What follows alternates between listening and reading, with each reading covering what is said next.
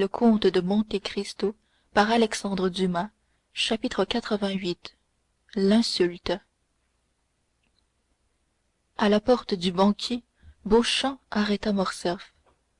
Écoutez, lui dit-il, tout à l'heure je vous ai dit chez M. Danglars que c'était à M. de Monte Cristo que vous deviez demander une explication. Oui, et nous allons chez lui. Un instant, Morcerf, avant d'aller chez le comte, réfléchissez. À quoi voulez-vous que je réfléchisse? À la gravité de la démarche. Est-elle plus grave que d'aller chez M. Danglars? Oui, M. Danglars était un homme d'argent, et vous le savez, les hommes d'argent savent trop le capital qu'ils risquent pour se battre facilement. L'autre, au contraire, est un gentilhomme, en apparence du moins. Mais ne craignez-vous pas, sous le gentilhomme, de rencontrer le bravo? Je ne crains qu'une chose, c'est de trouver un homme qui ne se batte pas. Oh, soyez tranquille, dit Beauchamp, celui-là se battra. J'ai même peur d'une chose, c'est qu'il ne se batte trop bien. Prenez garde. Ami, dit Morcerf avec un beau sourire, c'est ce que je demande, et ce qui peut m'arriver de plus heureux, c'est d'être tué pour mon père. Cela nous sauvera tous. Votre mère en mourra. Pauvre mère, dit Albert en passant la main sur ses yeux. Je le sais bien, mais mieux vaut qu'elle meure de cela que de mourir de honte. Vous êtes bien décidé, Albert? Oui. Allez donc. Mais croyez-vous que nous le trouvions? Il devait revenir quelques heures après moi, et certainement il sera revenu. Ils montèrent, et se firent conduire avenue des Champs-Élysées, numéro 30. Beauchamp voulait descendre seul, mais Albert lui fit observer que cette affaire, sortant des règles ordinaires, lui permettait de s'écarter de l'étiquette du duel. Le jeune homme agissait dans tout ceci pour une cause si sainte que Beauchamp n'avait autre chose à faire qu'à se prêter à toutes ses volontés. Il céda donc à Morcerf et se contenta de le suivre. Albert ne fit qu'un bond de la loge du concierge au perron. Ce fut Baptistin qui le reçut. Le comte venait d'arriver effectivement, mais il était au bain, et avait défendu de recevoir qui que ce fût au monde. Mais après le bain, demanda Morcerf. Monsieur dînera.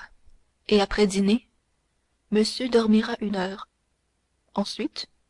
Ensuite, il ira à l'opéra. Vous en êtes sûr? Demanda Albert. Parfaitement sûr. Monsieur a commandé ses chevaux pour 8 heures précises. Fort bien, répliqua Albert. Voilà tout ce que je voulais savoir.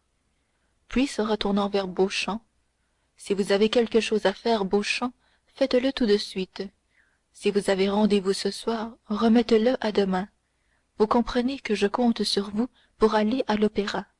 Si vous le pouvez, amenez-moi Château Renaud. Beauchamp profita de la permission et quitta Albert après lui avoir promis de le venir prendre à 8 heures moins un quart. Rentré chez lui, Albert prévint Franz, Debray et Morrel du désir qu'il avait de les voir le soir même à l'opéra. Puis il alla visiter sa mère, qui depuis les événements de la veille avait fait défendre sa porte et gardait la chambre. Il la trouva au lit, écrasée par la douleur de cette humiliation publique.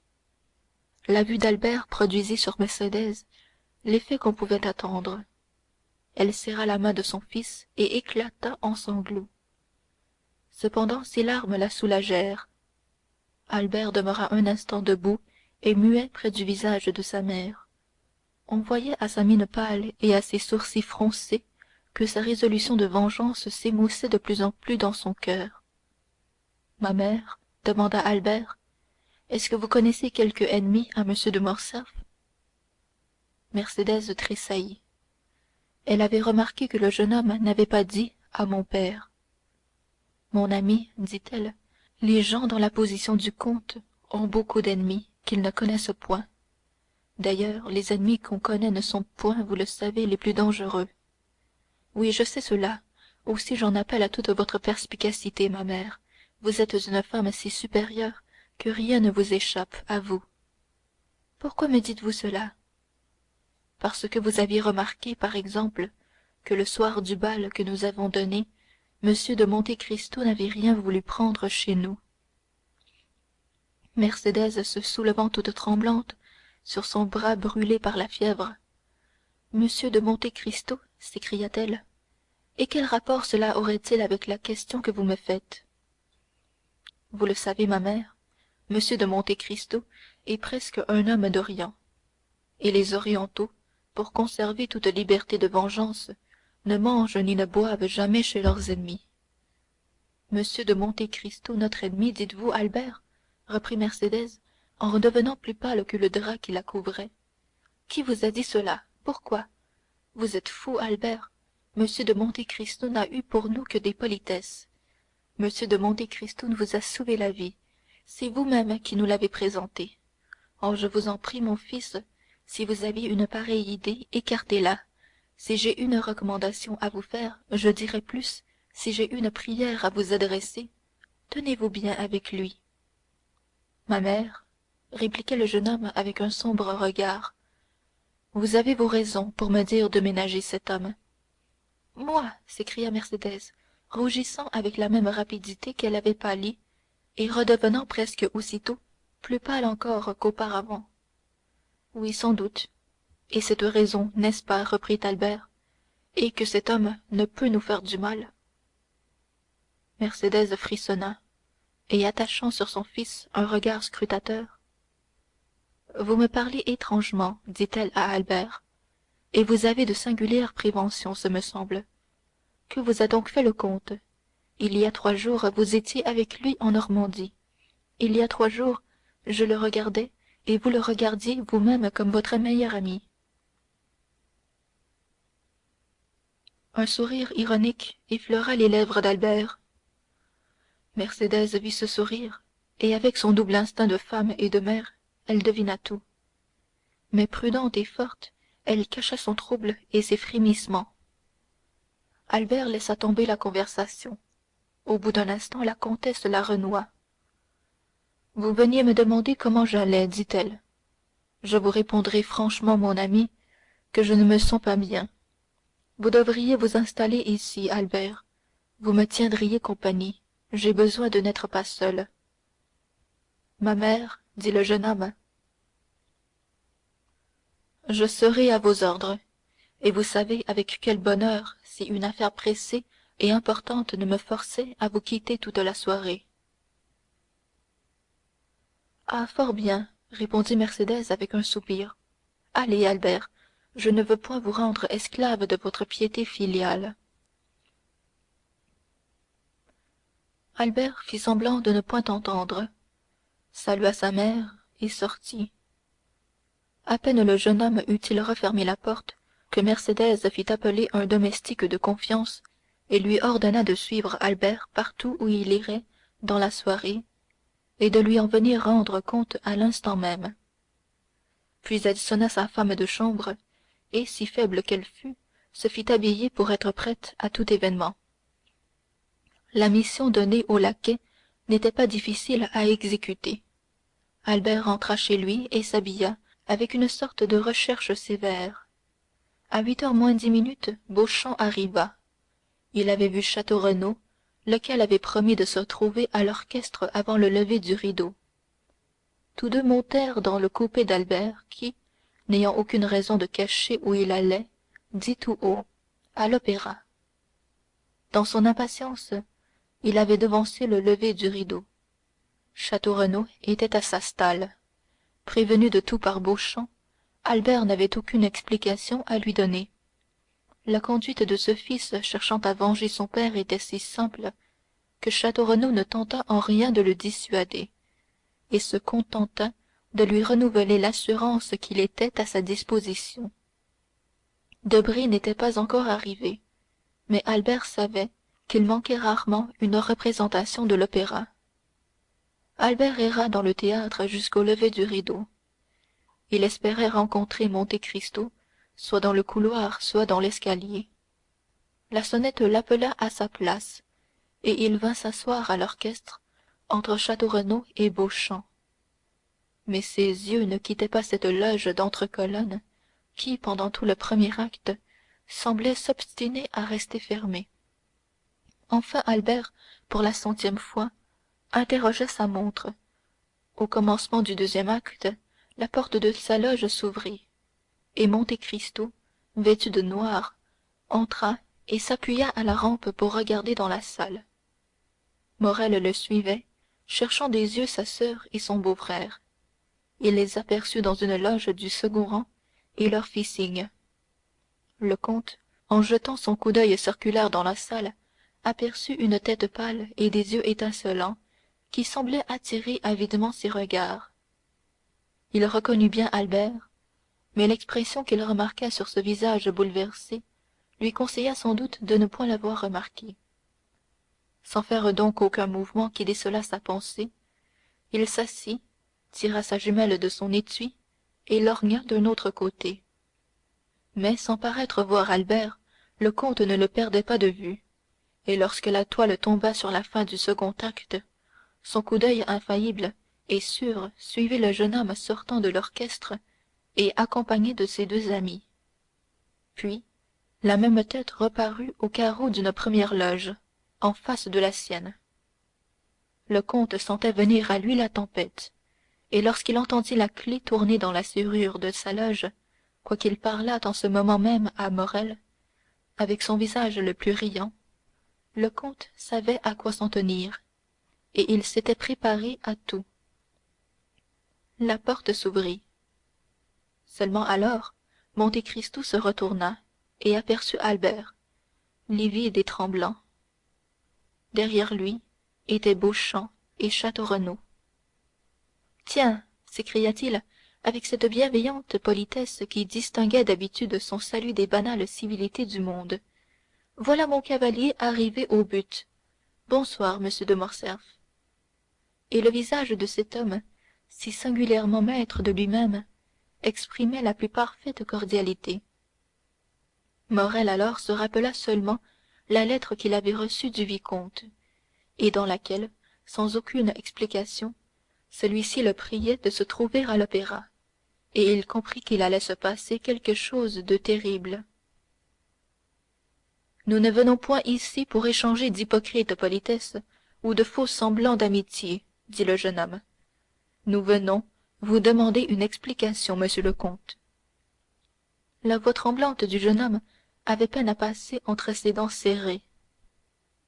Une explication à l'opéra, dit le comte, avec ce ton si calme et avec ce coup d'œil si pénétrant, qu'on reconnaît à ce double caractère l'homme éternellement sûr de lui-même. Si peu familier que je sois avec les habitudes parisiennes, je n'aurais pas cru, monsieur, que ce fût là que les explications se demandaient. Cependant, lorsque les gens se font celer, dit Albert, lorsqu'on ne peut pénétrer jusqu'à eux sous prétexte qu'ils sont au bain, à table ou au lit, il faut bien s'adresser là où on les rencontre. Je ne suis pas difficile à rencontrer, dit Monte Cristo, car hier encore, monsieur, si j'ai bonne mémoire, vous étiez chez moi. Hier, monsieur, dit le jeune homme, dont la tête s'embarrassait, j'étais chez vous parce que j'ignorais qui vous étiez. Et en prononçant ces paroles, Albert avait élevé la voix de manière à ce que les personnes placées dans les loges voisines l'entendissent, ainsi que celles qui passaient dans le couloir.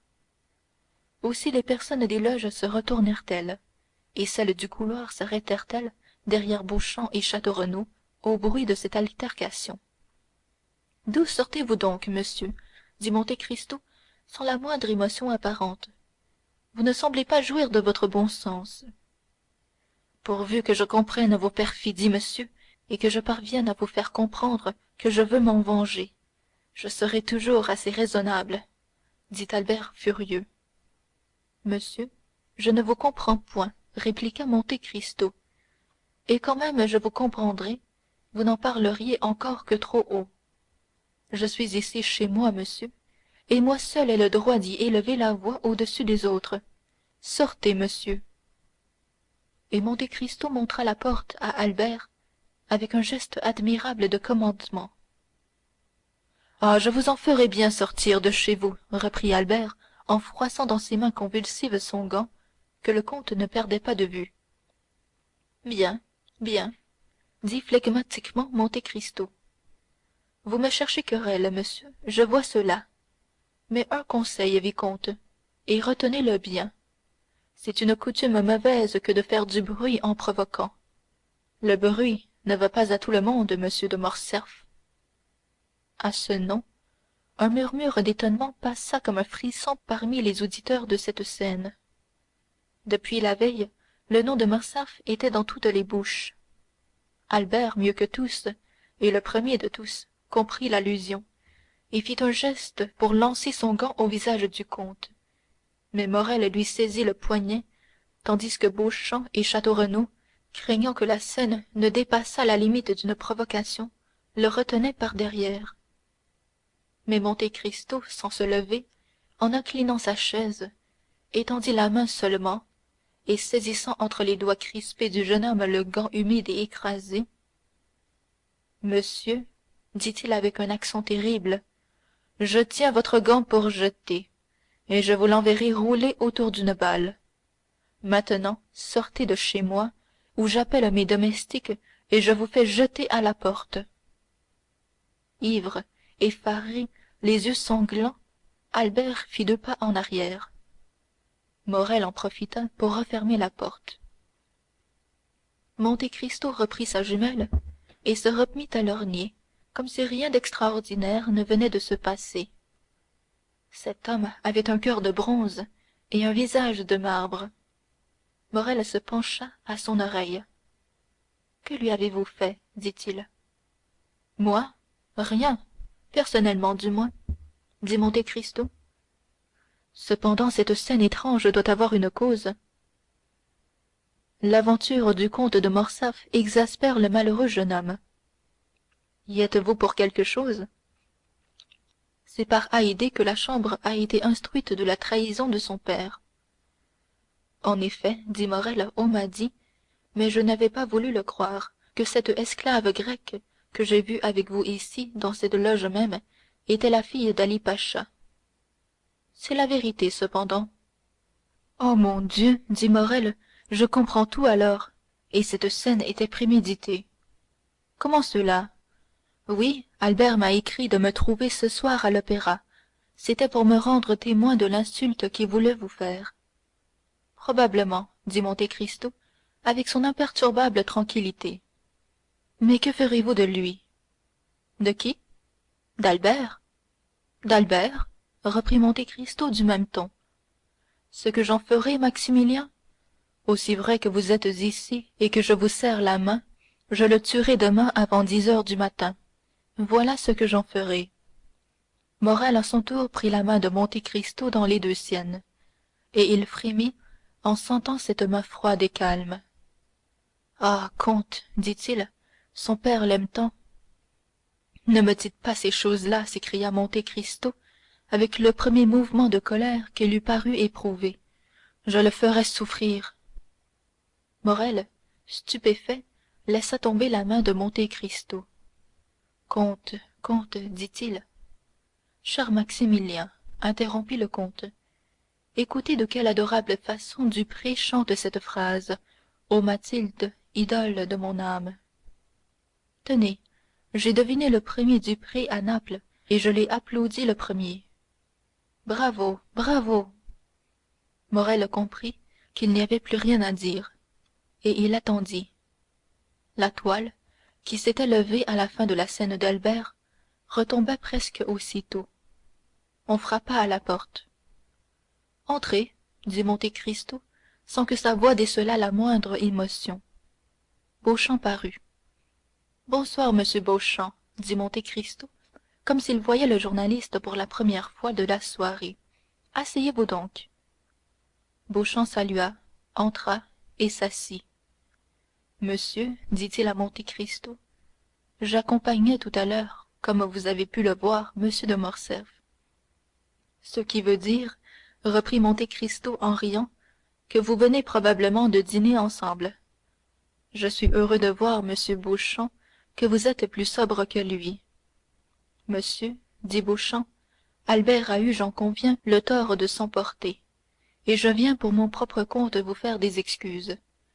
Maintenant que mes excuses sont faites, les miennes, entendez-vous, monsieur le comte, je viens vous dire que je vous crois trop galant homme pour refuser de me donner quelque explication au sujet de vos relations avec les gens de Janina. Puis, j'ajouterai 2 mots sur cette jeune grecque. Monte Cristo fit de la lèvre et des yeux un petit geste qui commandait le silence. Allons, ajouta-t-il en riant, voilà toutes mes espérances détruites. Comment cela? Demanda Beauchamp. Sans doute. Vous vous empressez de me faire une réputation d'excentricité. Je suis, selon vous, un Lara, un Manfred, un Lord Ruthven. Puis, le moment de me voir excentrique passé, vous gâtez votre type, vous essayez de faire de moi un homme banal. Vous me voulez commun, vulgaire. Vous me demandez des explications, enfin. Allons donc, monsieur Beauchamp, vous voulez rire. Cependant, reprit Beauchamp avec hauteur, il est des occasions où la probité commande. Monsieur Beauchamp, interrompit l'homme étrange, ce qui commande à monsieur le comte de Monte Cristo, c'est monsieur le comte de Monte Cristo. Ainsi donc, pas un mot de cela, s'il vous plaît. Je fais ce que je veux, monsieur Beauchamp, et croyez-moi, c'est toujours fort bien fait. Monsieur, répondit le jeune homme, on ne paie pas d'honnêtes gens avec cette monnaie. Il faut des garanties à l'honneur. Monsieur, je suis une garantie vivante, reprit Monte Cristo impassible, mais dont les yeux s'enflammaient d'éclairs menaçants. Nous avons tous deux dans les veines du sang que nous avons envie de verser. Voilà notre garantie mutuelle. Reportez cette réponse au vicomte, et dites-lui que demain, avant 10 heures, j'aurai vu la couleur du sien. Il ne me reste donc, dit Beauchamp, qu'à fixer les arrangements du combat. Cela m'est parfaitement indifférent, monsieur, dit le comte de Monte Cristo. Il était donc inutile de venir me déranger au spectacle pour si peu de chose. En France, on se bat à l'épée ou au pistolet. Aux colonies, on prend la carabine. En Arabie, on a le poignard. Dites à votre client que, quoique insulté, pour être excentrique jusqu'au bout, je lui laisse le choix des armes, et que j'accepterai tout sans discussion, sans conteste.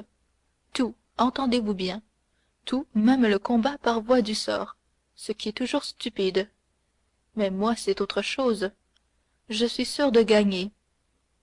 Sûr de gagner, répéta Beauchamp en regardant le comte d'un œil effaré. Et certainement, dit Monte Cristo en haussant légèrement les épaules. Sans cela, je ne me battrai pas avec M. de Morcerf. Je le tuerai, il le faut, cela sera. Seulement, par un mot ce soir chez moi, indiquez-moi l'arme et l'heure. Je n'aime pas à me faire attendre. Au pistolet, à 8 heures du matin au bois de Vincennes, dit Beauchamp décontenancé, ne sachant pas s'il avait affaire à un fanfaron outrecuidant ou à un être surnaturel. C'est bien, monsieur, dit Monte Cristo. Maintenant que tout est réglé, laissez-moi entendre le spectacle, je vous prie, et dites à votre ami Albert de ne pas revenir ce soir. Il se ferait tort avec toutes ces brutalités de mauvais goût. Qu'il rentre et qu'il dorme. Beauchamp sortit tout étonné. Maintenant, dit Monte Cristo en se retournant vers Morrel, je compte sur vous, n'est-ce pas? Certainement, dit Morrel, et vous pouvez disposer de moi, comte. Cependant, quoi? Il serait important, comte, que je connusse la véritable cause, c'est-à-dire que vous me refusez? Non pas. La véritable cause, Morrel, dit le comte. Ce jeune homme lui-même marche en aveugle et ne la connaît pas. La véritable cause, elle n'est connue que de moi et de Dieu. Mais je vous donne ma parole d'honneur, Morrel, que Dieu qui la connaît sera pour nous. Cela suffit, comte, dit Morrel. Quel est votre second témoin? Je ne connais personne à Paris à qui je veuille faire cet honneur, que vous, Morrel, et votre beau-frère Emmanuel. Croyez-vous qu'Emmanuel veuille me rendre ce service? Je vous réponds de lui comme de moi, comte. Bien, c'est tout ce qu'il me faut. Demain à 7 heures du matin chez moi, n'est-ce pas? Nous y serons. Chut! Voici la toile qui se lève. Écoutons. J'ai l'habitude de ne pas perdre une note de cet opéra. C'est une si adorable musique que celle de Guillaume Tell. Fin du chapitre 88.